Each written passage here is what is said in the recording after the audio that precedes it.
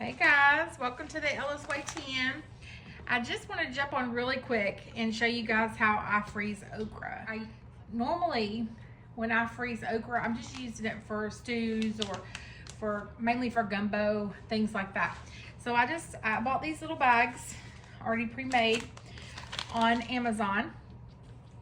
And then I literally use my little funnel. You probably, if you've seen me can, you'll see me use this quite a bit to fill the bags, and then that way it keeps the rim of the bag clean when it's vacuum sealed. Also, you want to wash your okra really good. Let it dry completely. Then once it dries completely, slice it up and it's ready for the bags.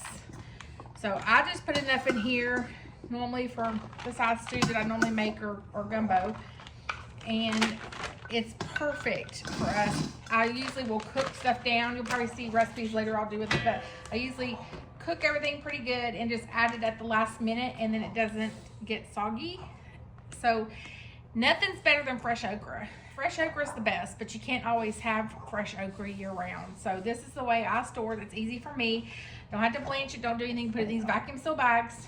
We're gonna vacuum seal it.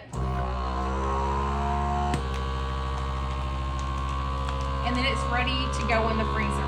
So literally wash it off, rinse it, dry it, cut it up whatever size you want, and then vacuum seal it. And it's perfect for soups and gumbos and things like that. I even do okra and tomatoes with it sometimes. Just whatever you want to do with it, but it makes it super easy. Yep. I just want to jump on and show you all that real quick. You can do small batches, big batches, whatever you want to do.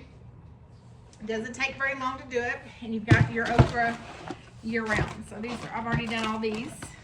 You can see I've already done all these, and it just saves a lot of room in my freezer by vacuum sealing it. It also keeps it from getting freezer burnt and things like that. So I'm gonna finish this up, and I'll have my okra in the freezer for the year.